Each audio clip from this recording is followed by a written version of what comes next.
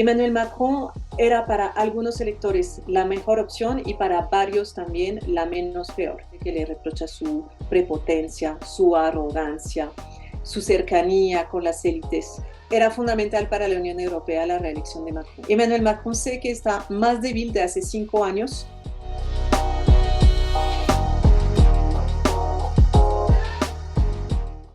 Bueno, entonces yo no hablaría realmente de un triunfo, sino de un semi-triunfo, porque la verdad, Emmanuel Macron era para algunos electores la mejor opción y para varios también la menos peor. Es decir, que lo que arrojan los sondeos es que casi el 40% de las personas que votaron por Macron lo hicieron para para intentar parar a Marine Le Pen. Es decir, que no es un voto de adición, sino que es un voto de rechazo. Eso es algo muy importante.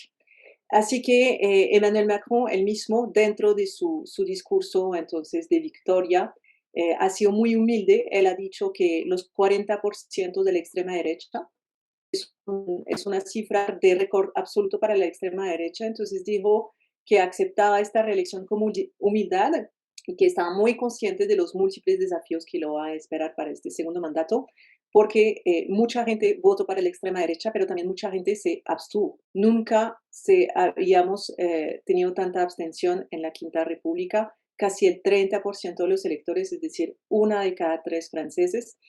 Si tomamos en cuenta el voto en blanco, el voto nulo y la abstención, Emmanuel Macron no tendría esta cifra entonces que ha tenido para su reelección, sino que tendría solamente el 53% de los votos. Entonces, definitivamente es una semivictoria y el mismo presidente lo ha entendido. Bueno, yo creo que hay 2 retos muy importantes. Uno es institucional y otro es social. El primero institucional significa que Emmanuel Macron tiene que asegurar ahora una mayoría dentro del parlamentario. En el mes de junio tendrán lugar las elecciones legislativas. Va a ser muy complicado para el presidente consolidar su mayoría, digamos, presidencial. Hace 5 años, como Macron era un candidato nuevo, joven, disruptivo, digamos que para las elecciones legislativas habíamos observado una ola Macron, es decir, que los franceses habían otorgado a este presidente nuevo también una mayoría en las instituciones para que lleve a cabo su programa de gobierno. Esta vez hay mucha gente que ha dicho que ya votó por Emmanuel Macron, no por preferencia, sino, digamos, por descarte, y que en las elecciones legislativas no iba a votar por el partido de Emmanuel Macron. Hay gente que va a votar a la extrema izquierda. No olvidamos que Jean-Luc Mélenchon estuvo a muy poquito de pasar también en segunda vuelta. Entonces, hay muchos electores de Jean-Luc Mélenchon que han votado por Macron, que no votarán por él en las legislativas. Hay la izquierda tradicional, hay la derecha tradicional y también la extrema derecha, que es muy poderosa. Entonces, seguramente vamos a tener un parlamento fracturado en el cual el presidente va a tener que negociar para tener mayoría.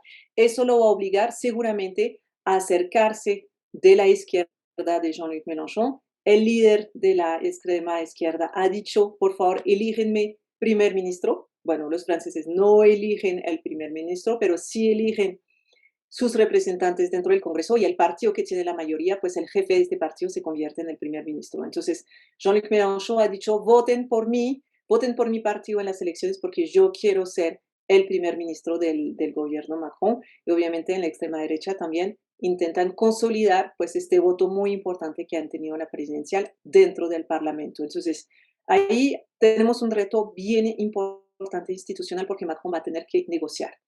Por otra parte, un reto social.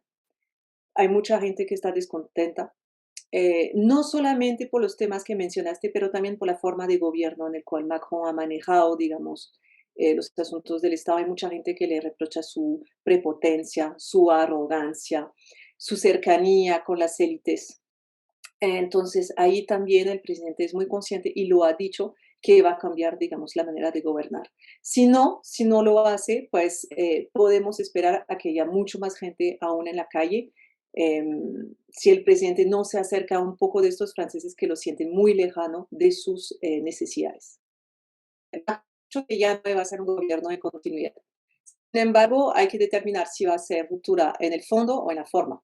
En la forma definitivamente le toca cambiar, digamos, su manera de relacionarse con el pueblo. Pero en el fondo, quién sabe si va a ser un gobierno realmente de ruptura. Yo creo que va a haber mucha continuidad en el fondo y más ruptura en la forma.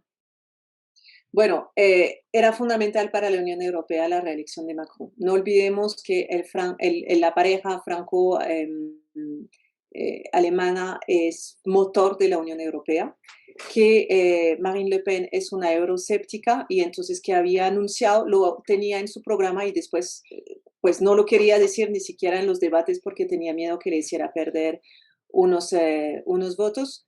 Ella quería salir de la Unión Europea, quería que Francia saliera de la Unión Europea, saliera del euro, porque había dicho que traía al país más problemas que beneficios, pero después al final no lo decía más. Pero todos los mandatarios y los franceses también sabían que su programa era resultamente anti-europeo, mientras que Macron está mucho más comprometido con la Unión Europea. Y creo que la guerra en Ucrania eh, hizo ver a los franceses la necesidad de la posición pre-europea de Macron. Al principio el conflicto ucraniano le sirvió mucho al presidente porque obviamente pues como candidato y como presidente pues le dio más visibilidad, más estatura, más proyección y él demostró que como jefe de Estado tenía esta potestad para actuar, mientras que Marine Le Pen pues le reprocharon mucho su cercanía con Vladimir Putin y el préstamo que había hecho en Rusia para financiar su campaña. Entonces, es muy importante para la Unión Europea la reelección de Macron. Por eso todos los mandatarios también de los otros países lo felicitaron. Y yo creo que Macron va a dar un paso más allá. No olvidemos que Francia tiene la presidencia de la Unión Europea en este momento. Creo que Macron va a intentar de impulsar una verdadera política común europea y, ¿por qué no?, lo que él había empezado a hablar, un ejército común, una política internacional común de la Unión Europea. Al nivel mundial, ¿qué significa? Pues significa que Francia sigue siendo el ideal de las luces, de la república, todo lo que finalmente Marine Le Pen rechaza en su discurso del odio. Va a ser una verdadera batalla. Eso sí, va a ser una batalla, va a ser incluso más emocionante seguramente esta campaña para las legislativas que para las presidenciales. Finalmente, en las presidenciales todo el mundo sabía que Macron seguramente se va a reelegir. Mientras que aquí en las legislativas todo está en juego. Está en juego la gobernabilidad del gobierno Macron, pero también está en juego el porvenir de los partidos políticos, uno, los tradicionales, que definitivamente fueron ahí eh, fue un fracaso terrible para el Partido Socialista como el partido de la derecha republicana frente a estos extremos que son extremadamente consolidados. Entonces, tenemos hoy en día una Francia que está dividida en tres, la Francia de Macron, la Francia de Le Pen y la Francia de Jean-Luc Mélenchon. Y creo que esta división se va a volver a ver, obviamente, dentro de las instituciones. Macron sabe que va a tener que negociar. Ahora la gran pregunta es, ¿por qué lado se va a ir? ¿Será que va a intentar negociar más con la izquierda, más con la derecha? Ahí es donde se va a dar la verdadera batalla. Pero Emmanuel Macron sé que está más débil de hace 5 años y que le va a tocar hacer un gobierno mucho más plural en sus políticas públicas.